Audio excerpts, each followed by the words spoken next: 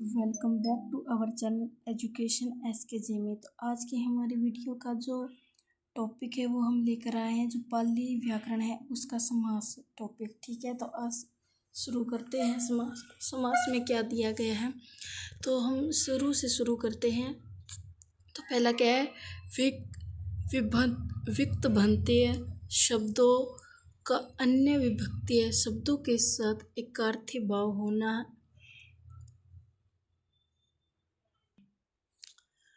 तो विभक्तियंत शब्दों का अन्य विभक्तियंत शब्दों के साथ एकार्थी भाव होना ही क्या कहलाता है, समास। ठीक है, इसका एक जो हम क्या करेंगे, लक्षण होंगे सयादि सहिदे तिने कथ्यमतम, यानी कि समास होने पर उनके विभव की विभक्ति का लोप हो जाता है तथा वह एक पद के रूप में स्थित हो जाता है, उसे हम क्या कहते हैं, समास कहते हैं। ठीक है, तो समास हो जाने पर समय की बचत, स्थान की बचत तथा उच्चारण और संक्षेपण में मृदुलता, अर्थ एवं परिवर्तन आदि भाव देखे जा सकते हैं। तो समास क्या है, एक बड़े, जो हम सीधे अपनी भाषा में बोले तो एक बड़े वाक्य को एक छोटे शब्द में प्रयुक्त कर देना। ठीक है, तो इस समास के अब हम क्या करते हैं, समास के कितने प्रकार है, 6 प्रकार है। क्या है, पहला है अव्ययी भाव, दूसरा है तत्पुरुष, तीसरा है कर्मधारय, चौथा है हमारा बहुव्रीहि और पांचवा क्रियार्थ और छठा हमारा द्वंद्व। तो इस प्रकार से हमारे कितने प्रकार हैं, 6 प्रकार। हमारा जो प्रथम समास है अव्ययी भाव समास, जो है असंख्य। ठीक है, तो आइए शुरू करते हैं इसमें। तो इसका जो लक्षण है उसको हम पढ़ेंगे। पहले क्या है, उपसंगहित निपात पुलवको अव्ययी भाव, जिसका अर्थ हमें क्या मिला है, जिसका अर्थ है अर्थात जैसा समास जिसका पूर्व पद उपसर्ग या निपात हो। क्या है, ऐसा समास जिसका पूर्व यानी कि जो पहला पद है उपसर्ग हो या निपात हो, उसे क्या कहेंगे, हम अव्ययीभाव समास कहेंगे। ठीक है, जो अव्ययीभाव समास है इसमें क्या नपुंसक लिंग में ही होता है। ठीक है, हम इसको लिख सकते हैं सो नपुंसक लिंगो। ठीक है, तो इसका उदाहरण के लिए हम जो हिंदी में तो यथाशक्ति करते हैं, अपयाव जीवम कह सकते हैं, या जीवम, या उपकृष्ण, तो उपकृष्णम बनाया जाएगा। ठीक है, तो इसका जो सूत्र है, एक होगा असंख्या विभक्ति संपत्ति, असंख्या विभक्ति संपत्ति समीप साकाल्या भाव यथा मध्य उय पद यथे, या जिसका अर्थ क्या है, अव्ययी भाव समास विभक्ति संपत्ति समीप साकल्य अभाव यथा पश्चात और युगपद 8 अर्थों में होता है। तो इन 8 अर्थों हम क्या करेंगे, हम जो ये अव्ययी भाव समास होगा इसका ये जो पहला सूत्र हम कैसे ज्ञात करेंगे, हम इसके जो सूत्र है असंख्या विभक्ति संपत्ति, असंख्या याद करना, बाकी हमें सीधा क्या है, विभक्ति संपत्ति समीप सकल्य अभाव यथा पश्चात और युगपद, यू का यू ही लिखा है, युगपद करना है। तो इस तरह से हमारा क्या सूत्र हमें याद हो जाएगा। तो इसमें क्या है, ये 8 अर्थों में मिलता है। आगे हम पढ़ेंगे इसके 8 अर्थ। तो इसके 8 अर्थ हैं विभक्ति। तो पहला क्या है हमारा, विभक्ति इत्सु कथा पवक्ता अधिक्य, स्त्रियों के विषय में क्या होगी, विभक्ति। अच्छा, संपत्ति, संपत्ति का उदाहरण होगा संपन्न ब्रह्म सब्रभ्रा, यानी कि ब्रह्मा के साथ। तीसरा होगा समीप, चौथा है हमारा साकल्य, पांचवा हमारा अभाव, छठा है हमारा यथा, सातवां पश्चात और आठवां है युगपद। तो इस प्रकार से इसके सूत्र को भेदित किया गया है। इसका दूसरा सूत्र है न तुल्य, न तुल्य अर्थार्थ, जिसका अर्थ है तुल्य अर्थ वाले यथा शब्द के साथ समास नहीं होता, यानी कि यथा देवतो, जैसा कि देवता वैसा यज्ञदत्त। ठीक है, और तीसरा इसका या व धारणे। यावधारणे के अवधारणा अर्थ में याव शब्द के साथ समास होता है। याव याव मत हो गया, ब्रह्मा होता है, तो इधर क्या आएगा हमारा अव्ययभाव समास आएगा। ठीक है। इसका चौथा जो नियम है, पपय पाप ही तो रो पूछे पूरे पछावा पंचमया, यानी कि परि अप या आ बही तीरे पूरे इच्छा, इन शब्दों का जहाँ पे भी हो पंचयंत, इन जो 5 शब्दों के साथ क्या आता है हमेशा अव्ययभाव समास होता है। ठीक है।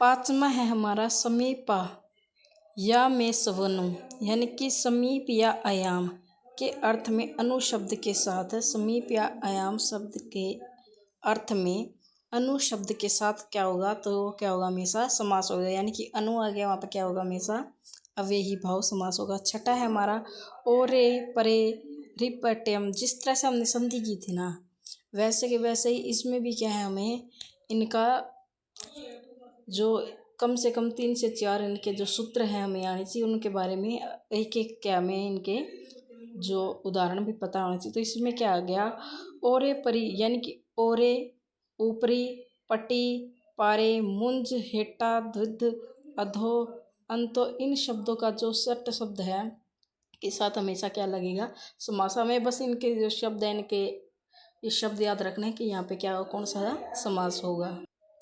और इसका जो 7वां लक्षण होगा आपका तिठ गवाधिनी, अर्थ है इसका तिट ठगु आदि अव्ययभाव समास के अंतर्गत निपात होते हैं। ठीक है। तो ऐसे तिक आ गया, घु आ गया, ये सब क्या है निपात है हमारे। ठीक है। आगे आगे है हमारा जो 8वां होगा हमारा तम नपुंसक। तम नपुंसक यानी कि अव्ययभाव समास होने से शब्द नपुंसकलिंग हो जाता है और कभी कभी नहीं भी होता, तो वहाँ पर भी क्या होगा हमारा, जिस तरह यथा परिसम, इधर क्या होगा हमारा अव्ययभाव समास होगा। प्रसम जो हमारा 9वां होगा प्रसय संख्या यसु, यानी कि संख्यावाचक शब्द उत्तर में हो।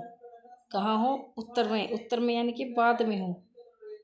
ठीक है। वहाँ पे पर शब्द के अत्यंत स्वर का ओ हो जाता है। ठीक है। जैसे परोसतम, ठीक है, 100 से अधिक आ गया, परोस है सनम, तो 17 से अधिक आ गया, तो इस तरह से में क्या होगा हमारा अव्ययभाव समास होगा। अब हमारा आ गया दूसरा समास तत्पुरुष समास। तत्पुरुष समास में क्या, जिन समासों के पाठ में प्रथमा विभक्ति को छोड़कर अन्य विभक्ति, जिन समासों के में प्रथमा विभक्ति को छोड़कर किसी अन्य विभक्ति में विभिन्न चिन्हों का लोप हो जाता है, उसे हम क्या कहते हैं, तत्पुरुष समास कहते हैं। ठीक है। इस विभक्ति में क्या पूर्व पद जिस विभक्ति में होता है उसी विभक्ति के नाम से जाना जाता है, तो उसी समास के कारण यहाँ पे क्या होगा तत्पुरुष समास होगा। जैसे द्वितीया तृतीया चतुर्थी पंचमी छठी सप्तमी, तो ये क्या हो गए यहाँ पे विभक्ति होगी। ठीक है। तो अब इसका प्रथम सूत्र क्या है, अमादिमो, यानी कि क्या है, इसका अर्थ क्या है, अंग अह, जो अंग है आदि साधंत शब्दों के सयांत गत्यंत के साथ समास होता है। यह द्वितीया आदि विभिन्न विभक्तियों में होता है। ठीक है। जैसे गाम गतो, गाँव गया हुआ था, ऐसे क्या हमें बहुत सारे उदाहरण देखने को मिलते हैं। तत्पुरुष समास की जो दूसरा सूत्र होगा क्या है, कवचेतम, कवचेतम छठियामो, यानी कि क्या है, छठी तत्पुरुष समास कहीं कहीं नपुंसक लिंग एक वचन के साथ होता है। ठीक है। वहाँ पे भी क्या होगा हमारा तत्पुरुष समास होगा, जैसे कि पाशा छंदनम, प्रसाद की छाया के कारण। और तीसरा सूत्र क्या होगा हमारा, तीसरा होगा तत्पुरुष समास पर अमनुष्यों की सभा में नपुंसक लिंग एक वचन का होता है, तो किंतु मनुष्य की सभा में नपुंसक लिंग होता ही नहीं है, तो उन्हें क्या कहेंगे हम, उधर भी क्या होगा हमारा पुरुषवाचक क्या होगा, पुरुष समास होगा। ठीक है। और इसी पुरुष समास के कुछ अन्य उदाहरण, इदम आ गया, सथासदनम आ गया, उदकुंभो तद कौशतम पुल्लिंग या तम तमुखम। ठीक है, आगे हमारा जो तीसरा समास होगा वो हो गया हमारा कर्मधारय समास। तो कर्मधारय समास में क्या है, विशेषण और विशेष्य शब्दों का जो समास होता है उसे कर्मधारय समास कहते हैं। ठीक है, इसमें समास समान विभक्तियों में होता है। कमत्य कर्मधारय को तत्पुरुष समास ही माना जाता है। ठीक है, तो इसका प्रथम सूत्र क्या, विषय प्रथम सूत्र है हमारा विशेषण में कव कथ्यतेन, यानी कि साध्यंत विशेषण का अपने साध्यंत विशेष्य के साथ समास होता है उसे क्या कहते हैं, हम कर्मधारय समास कहते हैं। इसके आगे उदाहरण है, इसका है नीलुपम, यानी कि नीला जो है कमल है। अच्छा, शील धनम, शील है जो धन। ठीक है, तो ये यहाँ पर क्या होगा हमारा कर्मधारय। इसका दूसरा जो सूत्र है नृ, ये क्या है नृन, यानी कि नय के साथ साध्यंत का समास हो, वहाँ पे क्या होगा कर्मधारय। जैसे अनोकाशनम, यानी कि न अवकाश नहीं होगा, ये नहीं होगा, वो नहीं जाएगा, इस तरह से जो हमारे शब्द बनते हैं वो क्या हो गए, हमारे कर्मधारय समास हो गए।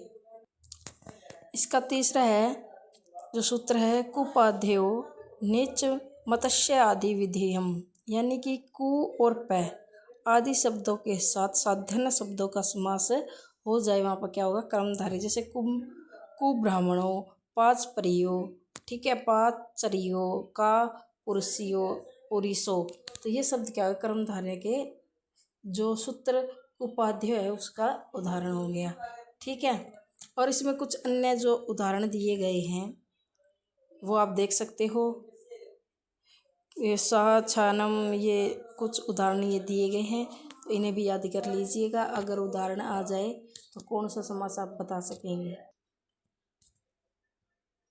अब है इसका जो है चौथे जो सूत्र है संख्यादि, यानी कि आदि में संख्यावाचक शब्द हो। आदि यानी कि आगे, आगे संख्यावाचक शब्द होगा तो वहाँ पे क्या होगा कर्मधारय समास होगा। और साथ में हमें यहाँ पे क्या होगा आदमी के संख्यावाचक और तो समाहार समास में नपुंसक लिंगात हो तो वहाँ पे क्या होगा कर्मधारय समास होगा। अगला हमारा आ गया जो समास नंबर 4 है बहुब्रीहि समास। ठीक है, तो इसमें क्या है, इसका जो पहले अर्थ देखते हैं। जब दो पद संयुक्त होकर एक नए अर्थ में, जब दो पद संयुक्त होकर एक नए अर्थ को बताते हैं वहाँ पर क्या होता है बहुब्रीहि समास होता है। ठीक है, इसमें क्या है उत्तर पद विशेषण बनाकर किसी अन्य पद के साथ संकेत किया जाता है उसे क्या कहते हैं बहुब्रीहि समास कहते हैं। तो इसका जो उदाहरण है पहला है वन एक अंजने थे, यानी कि अनेक साधनते शब्दों का अन्य अर्थ में बदल जाना क्या कहलाता है बहुब्रीहि समास कहलाता है। तो इसके उदाहरण है बहुधनो, यानी कि बहुत जो है धनवान हो, दिन भोजनो, दिन का रस करने वाला, और अन्य कुछ उदाहरण इसके दिए हुए हैं। जैसे लंबोदरम, पहले जो जैसे मत बहुल्यम, महान पतित पाणियों, अपूतव, ये सब क्या है चंद्रमुखी, जो चंद्र के मुख वाला है चंद्रमुखी मान लो। देखो चंद्र के मुख के समान, बात चंद्रमा की जा रही है लेकिन बात किसी और व्यक्ति की जा रही है, तो यहाँ पे क्या होगा हमारा बहुब्रीहि समास होगा। जैसे हिंदी में होता है वैसे थोड़ा सा ही डिफरेंस है, थोड़े सूत्र में याद करने हैं। नेक्स्ट है ये हमारा क्रियार्थक समास। क्रियार्थक में है जब दो क्रियाओं के साथ कुछ अन्य विशेषण पर्यायत शब्दों के साथ जुड़ जाए तो उसे में हम क्या कहते हैं उसे क्रियार्थक समास कहते हैं। जैसे मलिनीन क्रियन, यानी कि मेला करके, इनकी क्रिया भी है। इसका फर्स्ट सूत्र है घी क्रिया यथे, यानी कि जो ची पर्यंत प्रत्ययंत हो के साथ क्रियार्थ हो उसे हम क्या कहते हैं क्रियार्थक समास कहते हैं। इसका दूसरा सूत्र है भूषा न दरा दरे वलयम मासा सासा, यानी कि भूषण अर्थ में प्रयुक्त अलम या आदर अर्थ में प्रयुक्त स हो तो अनादर अर्थ में प्रयुक्त अष्ट हो के साथ क्रियार्थ का समास होता है। इसे हम अलंकृत यानी कि अलंकृत करके सजा के दजा के सत्कार करके इस तरह से हम लिख सकते हैं। और इसका तीसरा जो उदाहरण है वो है हमारा तीसरा है अणेचय। अणेचय यानी कि कुछ दूसरे शब्दों के साथ भी ये हो सकता है, तिरोक्रियम, मनसी, ये कुछ उदाहरण दिए हुए हैं। ठीक है, नेक्स्ट है हमारा, इसका जो फोर्थ सूत्र होगा हमारा, वो है हमारा री री कक्षु केशु, यानी कि री केक्षु तथा री रिक्ष तथा कै प्रत्ययों के साथ आने वाले समान शब्द को स आदेश हो जाता था। शरी सदृश्य के साथ शरीरिको यानी कि सदृश्य। ठीक है, इस तरह से क्या हमारे इसके अन्य उदाहरण बनते हैं। इसका पांचवा उदाहरण है सबादि नमा। सबादि नमा यानी कि सब आदि शब्दों के साथ अत्यंत स्वरम को हम क्या आ हो जाता है। यदि जिस तरह यादि को जैसा यादि रखो यादि दिशो। ठीक है, और इसी तरह इसका छठा सूत्र है मत तिकिमान ता कीटी, यानी कि अंत किम और इम को क्रमशः आ की तथा ई आदेश हो जाता है, यानी कि अनंत होगा आ, किम को की, इम को ई के आदेश में हो जाता है। सातवां हमारा तुम्हार महानम तामे कश्मीनी, यानी कि एक वचन और तुम हम को क्या तुम हम तो मह तथा अहम को क्रमशः ता तथा माँ आदेश हो जैसे कि तादी को तुम जैसा, तदाती को तुम जैसा। ठीक है, इनके दोनों के क्या अर्थ समान है। तो इसका आठवां उदाहरण बेत सटीक, यानी कि एत का विकल्प से ए आदेश हो जाता है, जैसे एदी और एदिशो। और इसका नौवां लास्ट है जो स्निन यमु दो कश्ते हैं, यानी कि संख्या के अर्थ में पूर्व पद उदक शब्द को उद आदेश हो जाए, उदक शब्दों का वहाँ पे उद आदेश हो जाए, वहाँ पे क्या होगा हमारा क्रियावस्तु जो समास हो। अब हमारा जो छठा जो समास होगा हमारा द्वंद्व, जो दो या दो से अधिक या अनेक शब्दों के साथ चय का लोप कर दे, उसने क्या के उस कर हो जाए चय का लोप, सॉरी, जहाँ दो या दो से अधिक शब्दों के बीच में चय का लोप हो जाए उन्हें क्या कहते हैं, द्वंद्व समास कहते हैं। इसका देखो फर्स्ट उदाहरण चौथे, जैसे कि हमारे पहले आंसर से हमें पता चल रहा है जिसके चय से ही होगा। अनेक यथांत शब्दों का चय अर्थ में समास हो जाता है, उन्हें क्या कहते हैं, हम द्वंद्व समास कहते हैं। तो इसका क्या है उदाहरण है देव और मनुष्य। जो देव है और मनुष्य है, देव और मनुष्य एक साथ तो नहीं है, तो यह क्या तीन प्रकार का होता है। समाहार में कितने प्रकार का दिया गया, इसमें तीन प्रकार का है। समाहार इतरेयन तथा इतरेतर। तो समाहार में क्या है, जब हम समास में ऐसी संज्ञाएं जो चय से जुड़ी हुई होती हैं उनका प्रयोग करते हैं या साथ ही एक समूह का विबोध कराए, उन्हें क्या कहते हैं, हम समाहार द्वंद्व समास कहते हैं। जैसे मुखा नासिका में, यानी कि मुख व नासिका दोनों का अलग अलग है। मुख क्या है, एक मुख में तो बहुत सारी चीज़ें आती है और नासिका में केवल नाक आती है। दूसरा है हमारा समाहार इतरेतरी, जहाँ पर विकल्पिक से समाहार समास हो जाता है और समाहार इतरेतर समास कहलाता है। जैसे तृण वृक्ष पशु पक्षी धावक धनवाचक और इत्यादि के साथ, जैसे जो उत्तर हमें दिए गए हैं। ठीक है, उदाहरण के लिए कासुकम और च खदी तम पालस, इस तरह के उदाहरण हो गए, नपुंसक में इसका प्रयोग किया गया है। और तीसरा क्या है इतरेतर, तीसरा है हमारा इतरेतर। इतरेतर में क्या है, जब हम समास में आई हुई दोनों संख्याओं का प्रधानता होती है, दोनों संख्या प्रधान हो तब क्या इतरेतर समास द्वंद्व समास में होगा। इतरेतर द्वंद्व समास होगा जहाँ पे माता और पिता दोनों क्या है, पिता पुत्र दोनों क्या है, प्रधान है। ठीक है, तो इस तरह से क्या हो गए हमारे यहाँ पर समास पूरे होते हैं। अगर वीडियो पसंद आए तो वीडियो को लाइक और चैनल को सब्सक्राइब करना।